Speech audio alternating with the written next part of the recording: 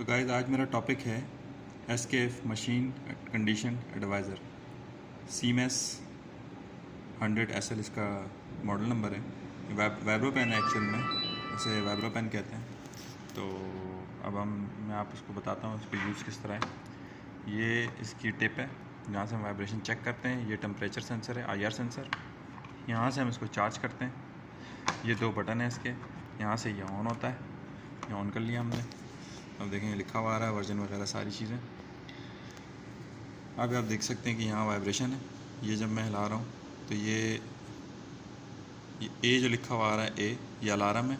और अगर वाइब्रेशन ज़्यादा है तो डी लिखा हुआ मतलब डेंजर कंडीशन में, ये इसकी कंडीशन बता रहा है। तो इसका ये जो इसके नीचे ये बॉक्सेस बने हुए हैं नीचे, ये आप देख सकते हैं। ये बॉक्सेस जो हैं ये चार्जिंग 25% पे एक बॉक्स शो कर रहा है। ये सारे होंगे तो 100% है। ये रन है मतलब अभी होल्ड नहीं है। और ये इसका टेम्परेचर आ रहा है। तो ये इस तरीके से इसकी पूरी चीज़ें हैं। मज़ीद मैं आपको ये बताऊं इसकी सेटिंग में किस तरह जाते हैं, और सारा मैं आपको बता देता हूँ सेटिंग में किस तरह जाते हैं। अच्छा जी, इसमें दो बटन है। सेटअप मोड में किस तरह जाते हैं ये भी बताता हूँ मैं आपको, और मज़ीद इसमें और क्या क्या चीज़ें हैं वो भी मैं बताता हूँ। अच्छा, सेटअप मोड में आप जाएंगे तो आपने ये बटन दबाना है, ये वाला तो दबा के रखना है। 2 सेकंड के लिए सेटिंग में आ जाएगा। अच्छा, वो क्या क्या सेटिंग है। सबसे पहले ये लैंग्वेज, हमने लैंग्वेज कौन सी सिलेक्ट करनी है, हमने इंग्लिश सेलेक्ट की हुई है। सिस्टम यूनिट क्या है, आपने मैट्रिक में रखना है या IPS में रखना है। तो ये मैं आपको बता देता हूँ कि मज़ीद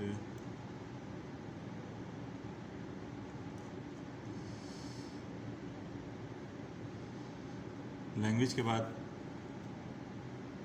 सिस्टम यूनिट को हम डिस्कस करें तो इसमें 2 सेटिंग है, मैट्रिक और IPS। फिर उसके दूसरी अब आप देखेंगे तो हमने इसको मैट्रिक पर रखा हुआ है। उसके बाद आ जाएगा आपका alarm velocity group. Alarm velocity group के बाद फाउंडेशन आपकी कौन सी है। फिर उसके बाद INV एक्सेलेरेशन क्लास, ये है इन्वेलप्ड एक्सेलेरेशन क्लास। इसमें आप जाएंगे तो CL1 CL2 CL3 मतलब क्लास 1 क्लास 2 क्लास 3। ये एक्चुअल में बैरिंग के साइज़ के हिसाब से है कि किस साइज़ का बैरिंग और शाफ्ट डाया है क्या है, उस हिसाब से आप इसको सेट करते हैं। उसके बाद आप आ जाएं तो IR टेम्परेचर सेंसर आपने ऑफ़ करना है या ऑन करना है, हमने ऑन ही रखना है, हम इसको ऑन ही रखेंगे। फिर ये एग्ज़िट का बटन आ गया। अब मैं आपको इसमें बताता हूँ कि ये क्या क्या चीज़ें आ रही हैं। अच्छा, इसमें कि ये G1 G4 भी, ये भी इसकी सिलेक्शन बता देता हूँ मैं आपको। सबसे पहले हम जाएंगे इसकी ग्रुप 2-4 जो है, इसका जो भी सिलेक्ट है 2 और 4, ये एक्चुअल में इसका ग्रुप जो है ये है ISO standard group 2-4 classification define the following type of machinery: medium size machines and electrical machines with the shaft highest between 160 mm and 315 mm। ठीक है, और इनकी जो ऑपरेटिंग स्पीड होगी वो 600 RPM होगी। तो आप इसको इस पे ग्रुप 2 और 4 पे सिलेक्ट करेंगे। अब ग्रुप 1 और 3 में ये स्टैंडर्ड क्लासिफिकेशन इसकी जो है वो लार्ज मशीन इलेक्ट्रिकल मशीन्स के लिए है जिनका shaft highest greater than 315 mm, 315 mm shaft की हाइट ज़्यादा, मतलब ज़्यादा हाइट वाले में सिंपल ये है कि ज़्यादा हाइट वाला जो है 315 mm वाली शाफ्ट जो है उस पर आपने इसको 1 और 3 पे सिलेक्ट करना है।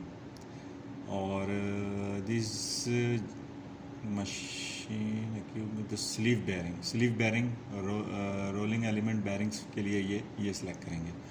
उसके बाद आपका रिजिड और फ्लेक्सिबल फाउंडेशन, ये तो सिंपल है, आपकी रिजिड फाउंडेशन है या फ्लेक्सिबल है तो वो उस हिसाब से आप इसको सिलेक्ट कर लेंगे। ये भी इसमें ऑप्शन है, ये मैंने आपको दिखा दिया। और उसके बाद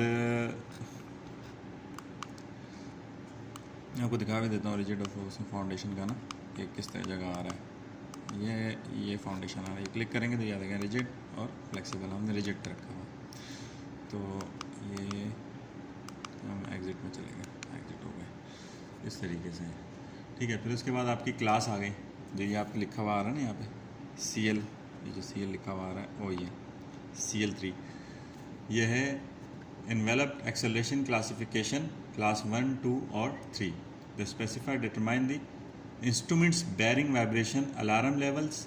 Before you should select the enveloped acceleration class, the best describe the general size speed bearing you are measure. Option R CL1 जो है वो 500 mm 200 से 500 mm है और शाफ्ट स्पीड इसकी बिलो 500 RPM होगी। CL2 क्लास 2 जो है वो bearing with the bearing of diameter of 50 mm to 300 mm and the shaft speed between 500 RPM से लेके 1800 RPM तक। फिर bearing determine the between 20 mm से 20 mm और 150 mm, तो इस पे आप 1800 से 3600 RPM वाले पे आप क्लास 3 सेलेक्ट करेंगे। तो आपने ये सारी चीज़ें सेलेक्ट करनी है, आप कौन सी मशीन को चेक कर रहे हैं। तो ये सारी इसकी डिटेल है, तो इसका सेटअप मैंने आपको बता दिया, बहुत ही इजी है। और फिर इसको ये है कि आप चेक किस तरह करेंगे, बहुत सिंपल है। आपने यूँ रखना है किसी भी मशीन पे, जिस तरीके से आपने चेक करना है यूँ रखना है तो यूँ चेक कर सकते हैं, और यूँ चेक करना है तो यूँ चेक कर सकते हैं। ये इस तरह से इसका चेक करते हैं। वीडियो पसंद आई हो तो लाइक कीजिएगा, चैनल को सब्सक्राइब कीजिएगा।